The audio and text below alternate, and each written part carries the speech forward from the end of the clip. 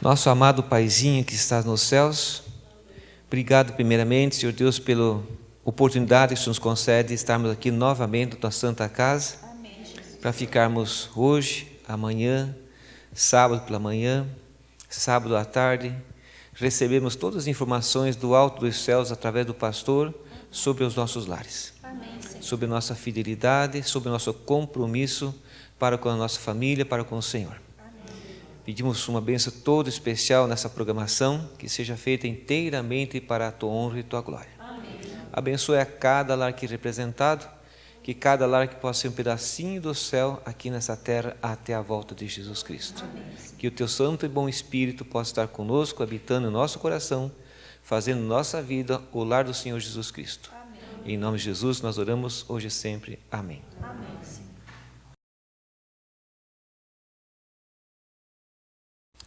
Boa noite. Boa noite. Que Deus esteja com cada um de nós. Amém? Amém. Quem inventou o casamento? Deus. Então, se Deus inventou, o casamento é uma coisa boa. Por que dá tanto trabalho? Porque nós somos seres humanos, falhos, pecadores, né?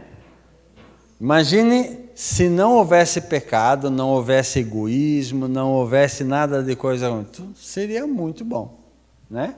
Mas nós somos seres humanos, falhos, pecadores, então por isso que dá tanto trabalho o tal do casamento. Está na ponta da agulha lá, pode jogar para nós. Queridos, nós vamos pensar nas dificuldades hoje, depois a gente encaminha para as soluções, né? Você sabe que quanto menos a gente sabe das dificuldades, menos a gente procura a solução, né? Se você perguntar para alguém que o casamento está tudo quebrado e ele fala assim, não, está tudo bom, não adianta pedir para melhorar, porque para ele já está bom daquele jeito mesmo, né? Gente, o período da pandemia deixou marcas nas relações familiares. A crise emocional, financeira e na área da saúde teve reflexos também na área conjugal e na área social. Dentro de casa, problemas que eram sufocados foram expostos pelo convívio do lockdown. Para vocês terem uma ideia, em Washington, em 2020, aumentou 70% o divórcio. Mas no Brasil, tá? Cresceu 75% em 5 anos e no ano de 2020 foi um aumento de 260%. Estão começando a notar que está mais ruim do que a gente imaginava. Tem um verso na Bíblia que diz assim, se o teu olho faz pecar, ele, para não arrancar o olho, quebrou um computador. Melhor do que arrancar o olho, né? Queridos, tem várias coisas que prejudicam o nosso casamento. Um deles é isso daí, mas falou de vício, né? Pode ser jogo, pode ser... às vezes nem é pornografia, simplesmente é viciado em ver vídeos. Você já cronometrou quanto tempo você dá uma olhadinha no celular? Cronometre. Acho que tem que voltar no PowerPoint para mim continuar passando. Ou é aqui. Vamos lá.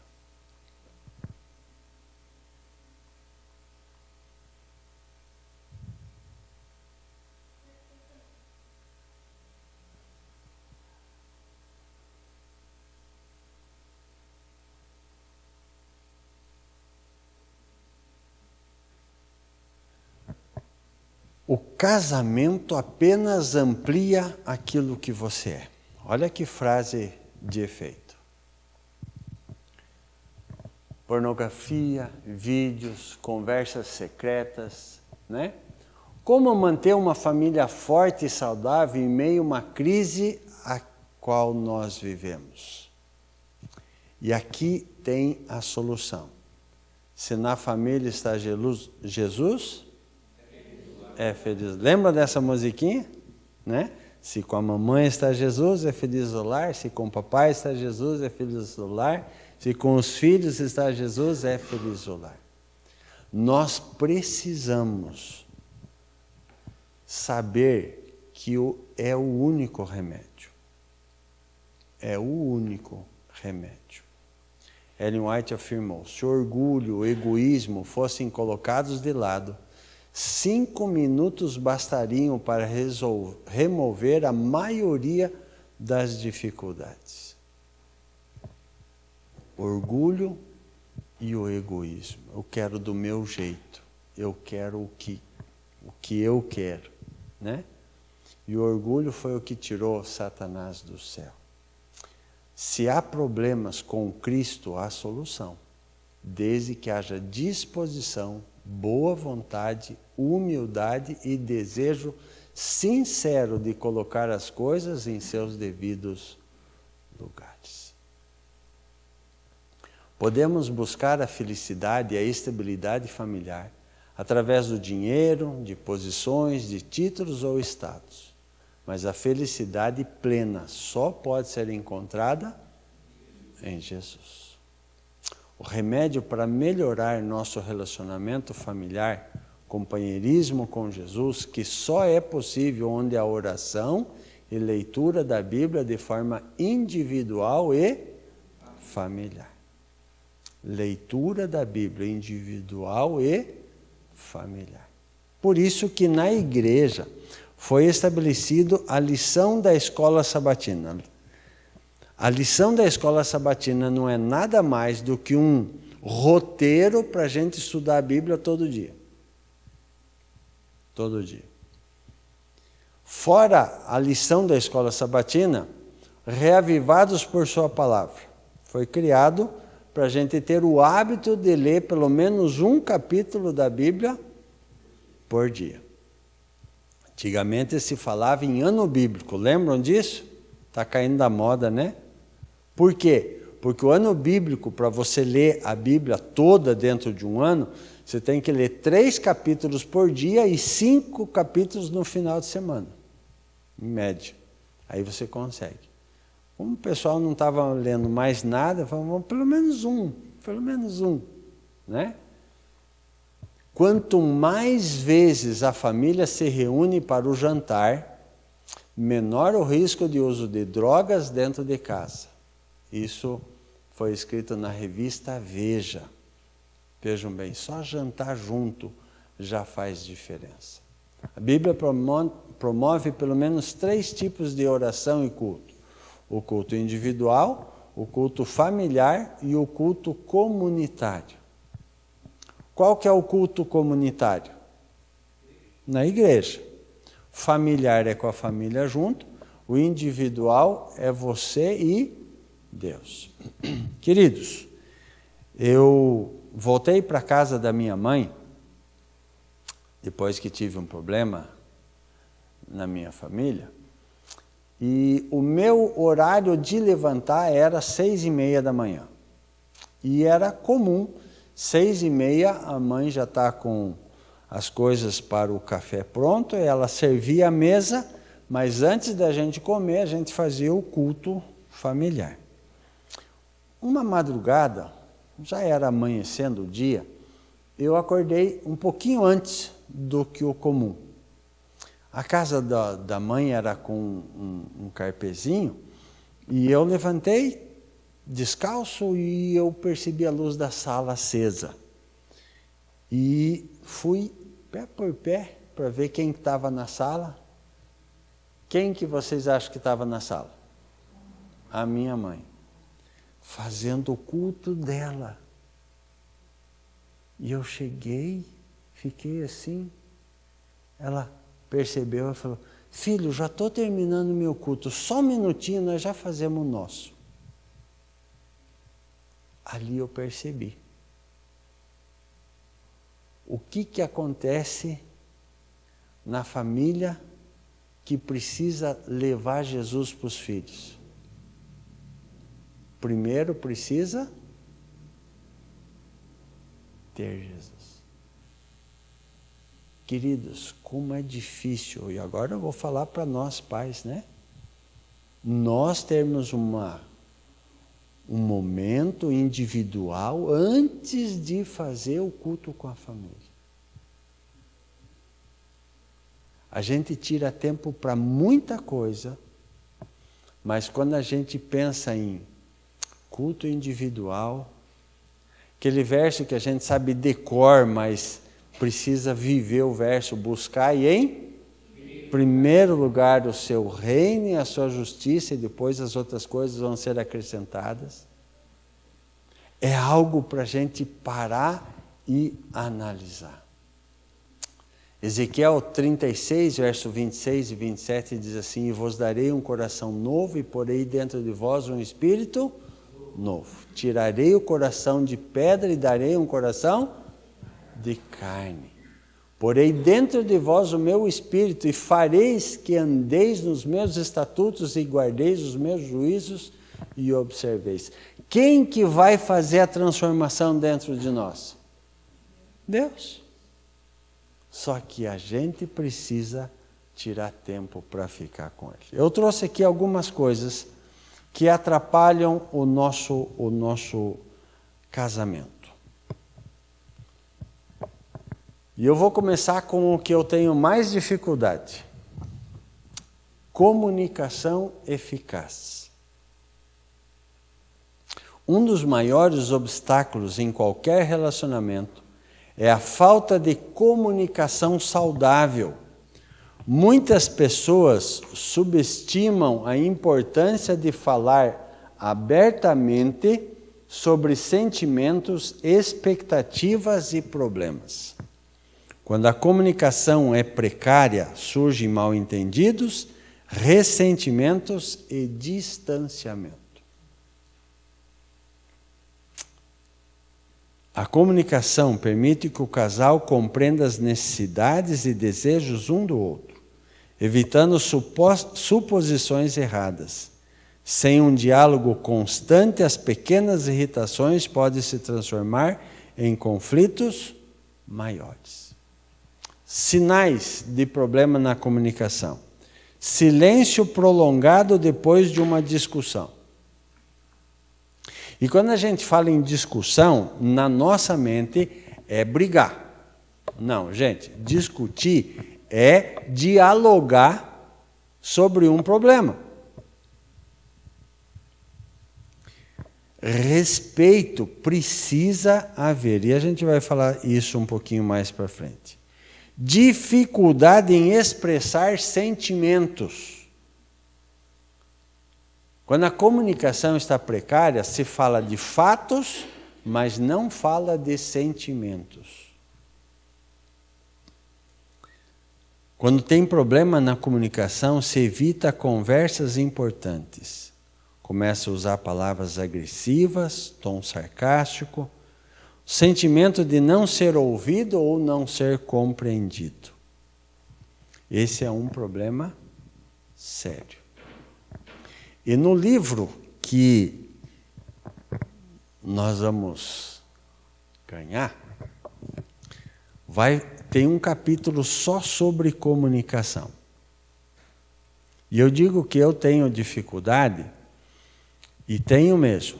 Nesse livro me ajudou a superar muito da minha dificuldade, mas ainda tem. Então, se vocês não faltem, tá? Vai ter. Segundo ponto que atrapalha o nosso casamento: falta de confiança e ciúmes excessivos. A confiança é a base de qualquer relacionamento saudável. Quando falta confiança, surge o ciúmes, que pode ser um dos principais fatores que atrapalham o casamento. Ciúmes excessivos e comportamentos possessivos criam um ambiente tenso e sufocante para ambos os parceiros.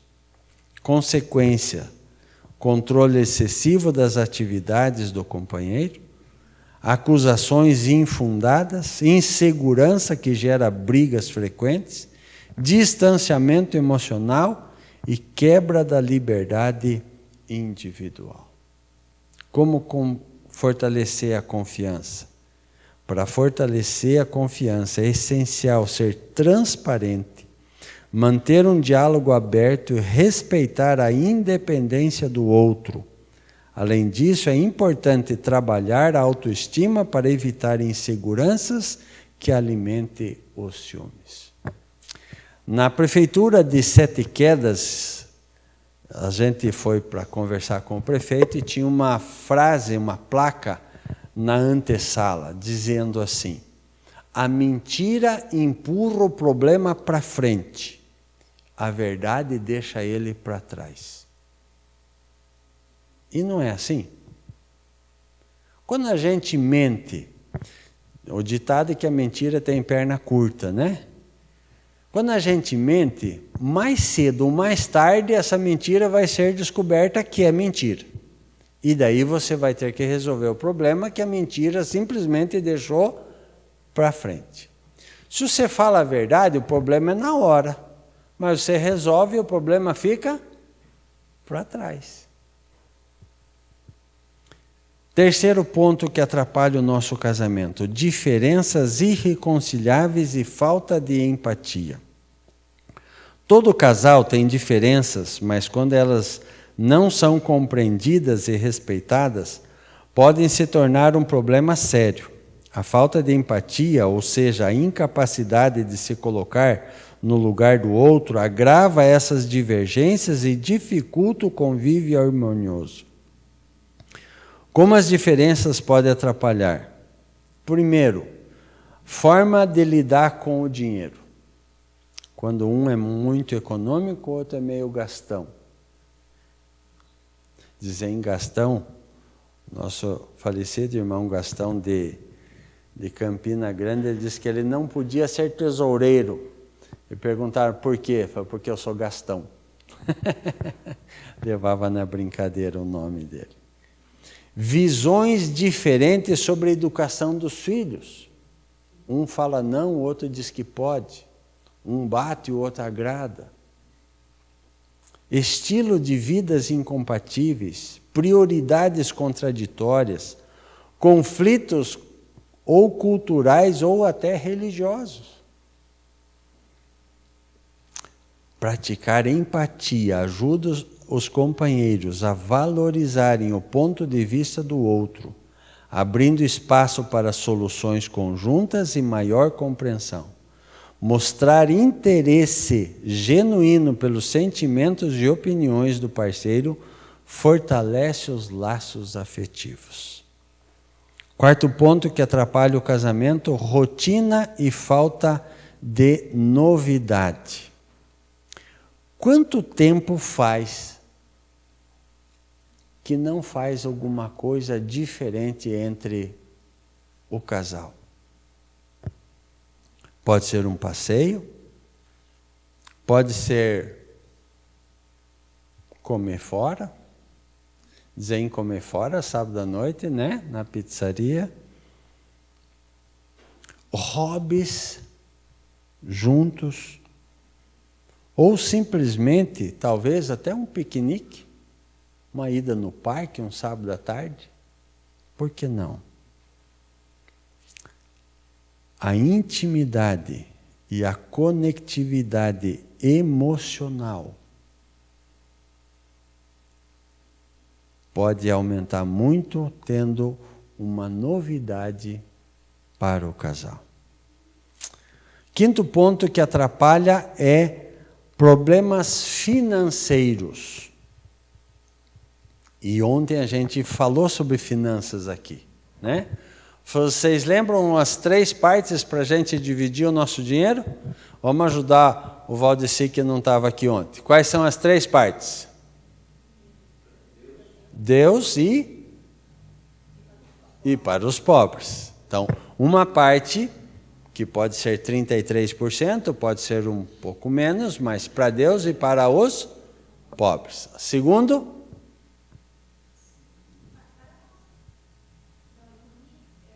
guardar. Guardar. A segunda parte é para guardar. E aí vai de cada família estabelecer a porcentagem, esse a gente vai guardar. E a terceira?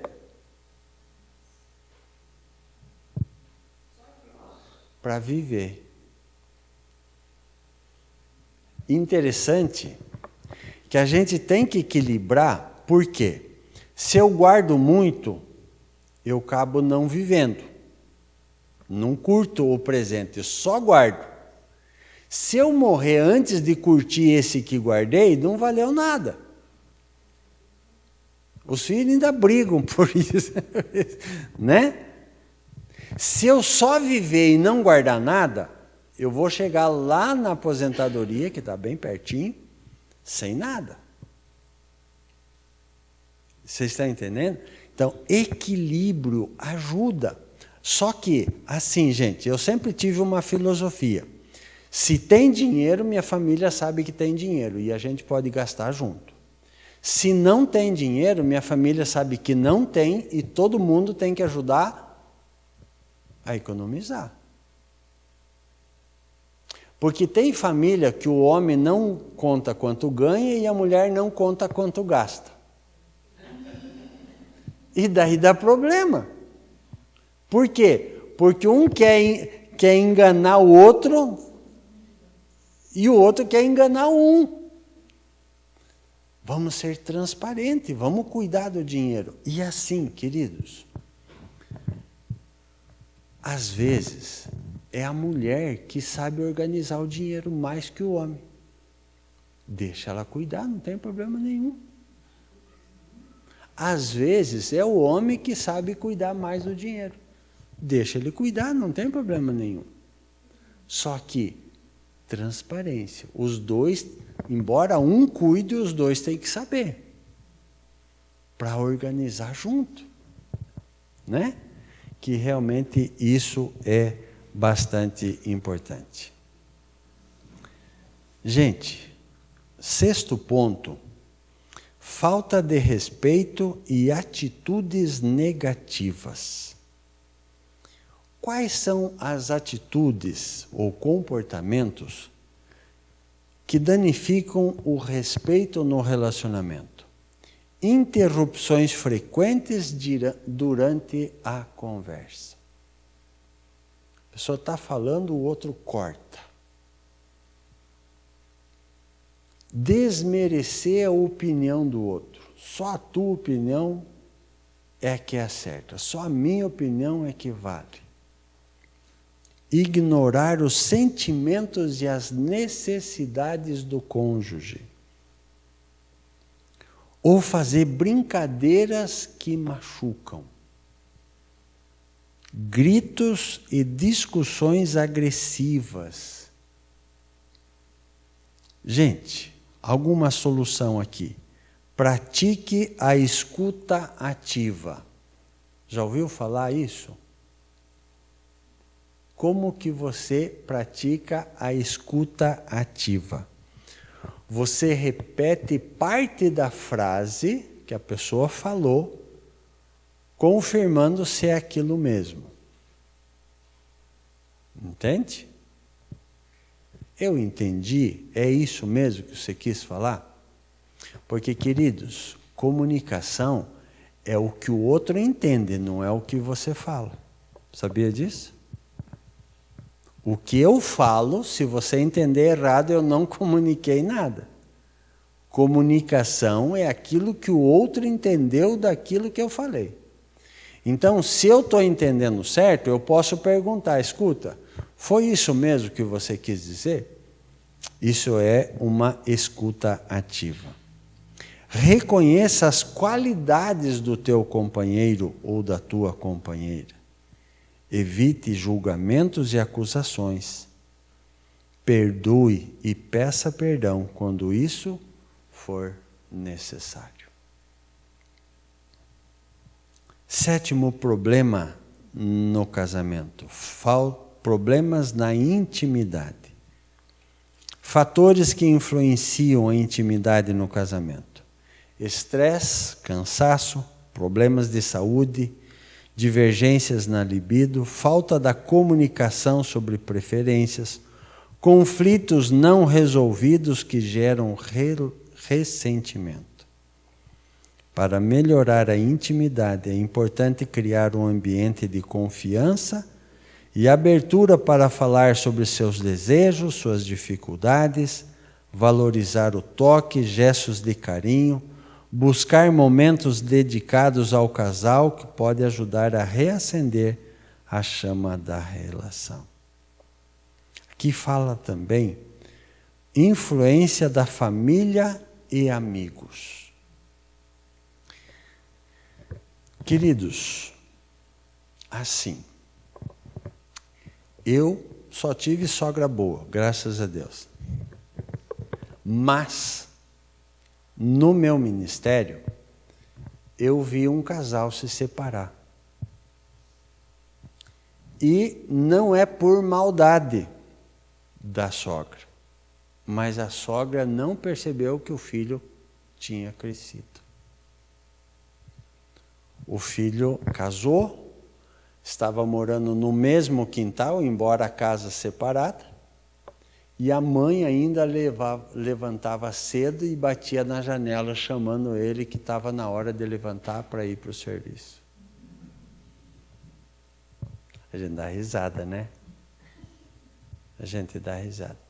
Aí, eles percebendo que estava ruim, os sogros e a sogra mudaram até para o litoral, mas já tinha estragado o suficiente e o casamento não foi para frente. Também não sei se foi só isso, né? Mas a mulher falou assim, a sogra quer viver com o meu marido, não dá, né? Então, queridos, interferência da família pode atrapalhar o casal. A Bíblia diz assim, portanto, deixará o homem, seu pai, a sua mãe, e se unirá a sua mulher, e ambos serão uma só carne. Vai ter dificuldade? Vai, deixa os dois vencer a dificuldade. Vai ter problema? Vai, deixa os dois resolver o problema. Tem que deixar se bater, né? Família tem que ajudar, e muito ajuda quem não atrapalha. Conselhos não solicitados, né? Favoritismo, disputas familiares, isso tudo pode atrapalhar. E terminando, mais 2 pontos só. Falta de objetivos e projetos em comum. Nós, como família, precisamos ter um projeto que seja familiar. Dentro desse projeto, um quer uma coisa, outro, mas tem que ter alguma coisa que a família caminhe junto para conquistar aquilo. E isso faz com que una mais. Vocês já perceberam que quando tem uma dificuldade, o casal se une para superar? Sim ou não? Sim. Eu li um livro, são 2 livros. Ela precisa saber que bom se ele soubesse. São 2 livros, o casal escreveu um só para homem e outro só para mulher. E nesses livros, esse casal é de psicólogo, faz terapia para casais, etc., e eles pesquisaram o que os casais bem-sucedidos faziam, que era comum fazer. E uma das coisas que chamou a atenção deles é que os casais acampavam juntos. E eles nunca tinham sido desbravadores, que é bom ser desbravador, né, Sandra? Vocês acham que é bom ser desbravador? Aí, sonoplastas, joia? Também acho. Nunca tinham sido aventureiros, nunca tinham acampado, mas nas pesquisas deles apontaram que os casais que ficavam juntos, uma das coisas era acampar junto. Vamos acampar? Vamos. Compraram uma barraca, marcaram um local, escolheram a data e os dois foram acampar. Sem saber armar direito a barraca, sem escolher a data certa, choveu o final de semana inteiro. Vocês imaginem alguém que não acampou nunca, o primeiro acampamento assim, a barraca mal armada, molhou por dentro e, enfim, teve que voltar antes do final do acampamento. Mas eles eram psicólogos e os dois juntos começaram a ver o resultado do acampamento, mesmo com todo o desastre que tinha sido. E eles perceberam que se uniram para vencer a dificuldade. Foi, ainda com toda a tragédia, foi positivo para o relacionamento. Não para o acampamento, mas para o relacionamento. Queridos, quando a gente tem um objetivo comum e a gente encontra uma dificuldade, a gente se une para vencer. Normalmente, o que atrapalha o casal são as coisinhas pequenas. Vocês já perceberam isso? Com certeza vocês sabem a história do rato, né? Quem sabe, levanta a mão. Só o Jurandir. Posso contar, Jurandir? Então, tá bom. Estava o casal assistindo televisão e, de repente, aparece o ratinho na sala. Aquele griteiro da mulher, e o homem levanta, mata o rato. E a mulher agora começa a dizer, agora tem que jogar as comidas fora, porque o rato veio da cozinha, o que será que ele fez na cozinha? E o esposo falou, não, querida, o rato veio do quarto.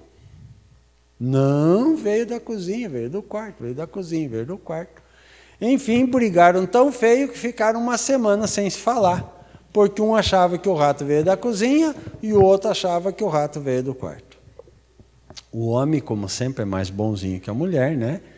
Ele foi pedir perdão para a esposa. Mulher, vamos, você me perdoe, porque, querida, brigar por causa da onde que o rato veio, embora ele veio do quarto, não tem por que nós brigar. Veio da cozinha! E começou toda a briga de novo. Né? Queridos, vejam que as maiores brigas que a gente tem em casa são pelas menores coisas. Já perceberam isso?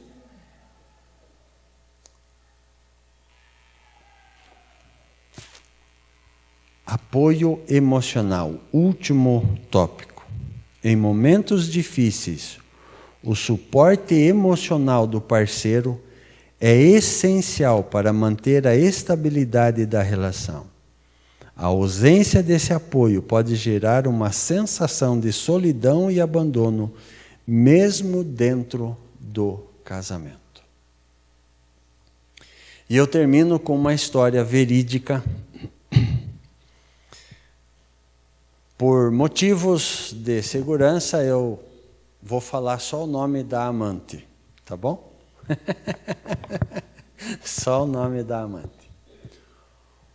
O senhor chega em casa e diz para sua esposa, eu quero o divórcio, não te amo mais. Ela fica braba, joga o prato na cara dele, faz aquele escarcéu, e ele sente um alívio. Bom, já deu briga mesmo, agora eu vou conseguir o divórcio, vou curtir a vida com a Jane, está tudo certo. Vai dormir, e ela fica na cozinha, e ela escreve um monte de coisa, ela não consegue dormir. Na manhã seguinte, ele levanta, ela diz, tudo bem? Eu coloquei aqui algumas cláusulas para eu dar o divórcio para você.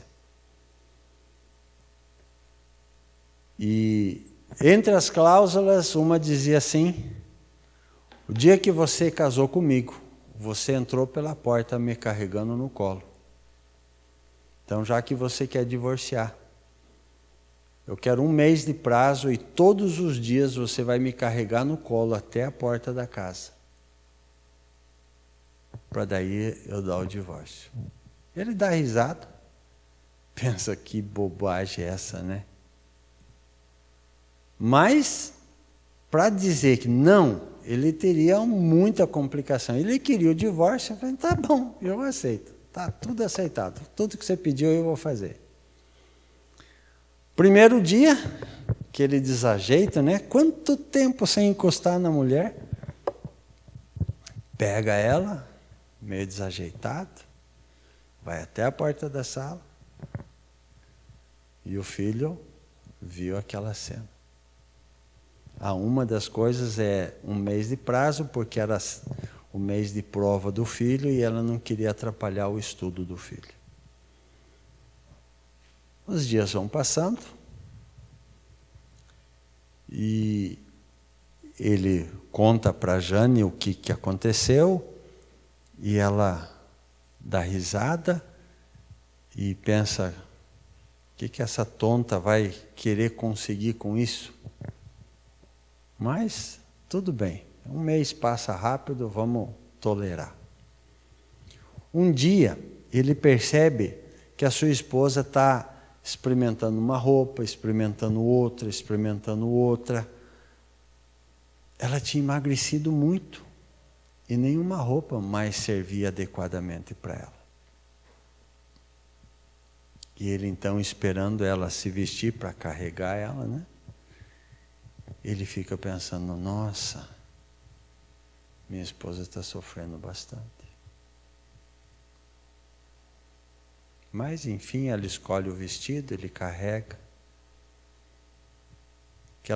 Aquele dia, por instinto, ela encosta a cabeça no ombro dele. Ele sente o perfume dela. Algo mexe lá dentro. E os dias vão passando. E ele está percebendo que cada dia está mais fácil de carregar a sua esposa. E ele pensa, acho que isso está sendo quase como uma academia para mim. E então ele pensa, sabe de uma coisa?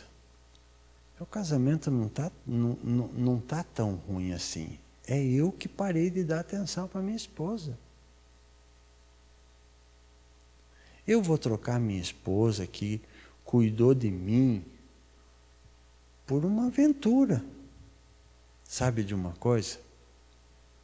Eu vou falar para a Jane que não vou mais me divorciar. Já estava vencendo 1 mês. E ele então vai até a casa da Jane e fala assim, olha, decidi que não vou mais me divorciar. Meu casamento está ruim porque eu não cuidei. Se eu tivesse cuidado, meu casamento estava bom. A Jane faz o escarcéu que a outra fez, né? Xinga ele, fala tudo e tal. Mas aquela tarde, ele passa numa floricultura, compra um ramalhete de flores, volta para casa,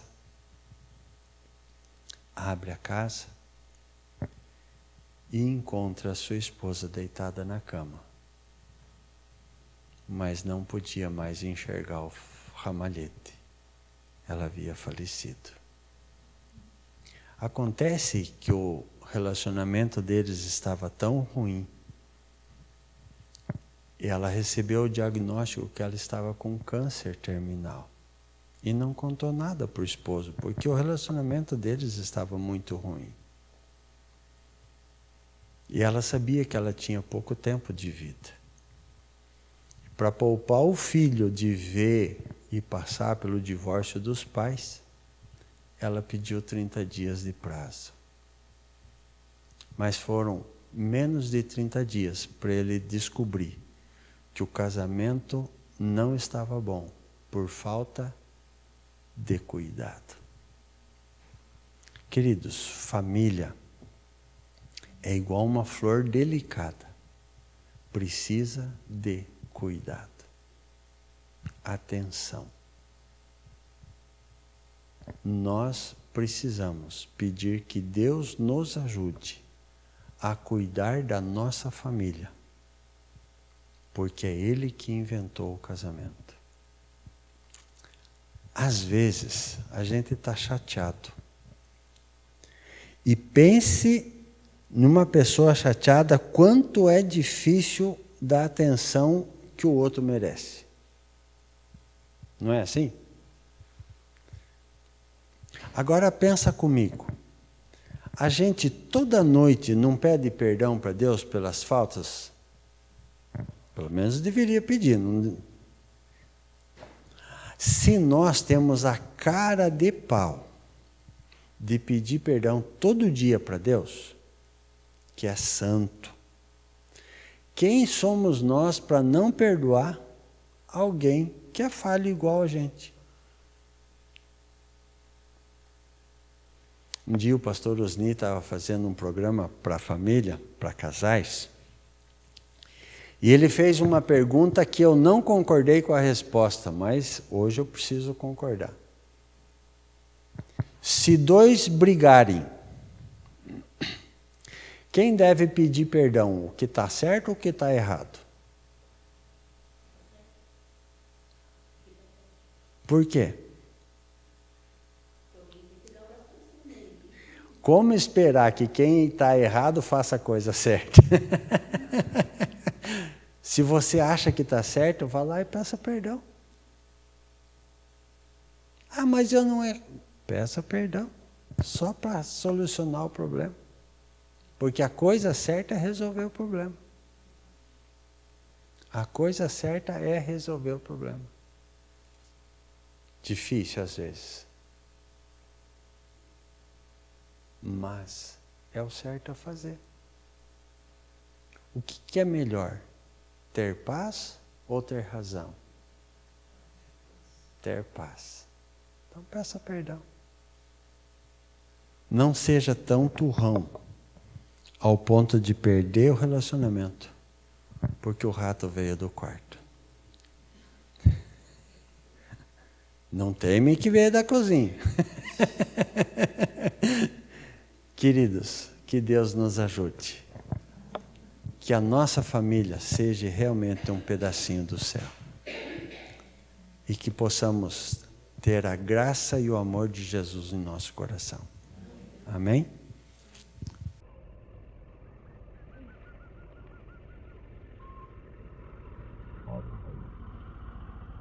Santo Eterno Pai que estás nos céus, a lista de problemas que podem atrapalhar o nosso casamento é grande e a solução é uma só, é ter Jesus em nosso coração.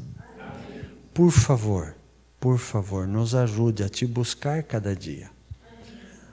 Nos ajude a tirar um tempinho, bem cedinho, para falar com o Senhor, para ler a Tua palavra, para te buscar de modo pessoal e íntimo, que o Senhor encha o nosso coração, que o Senhor transforme a nossa vida, que o Senhor melhore o nosso lar. Nós pedimos, ó Pai, que o Senhor nos abençoe, que o Senhor nos traga amanhã para aprendermos um pouquinho mais em nome de Jesus. Amém.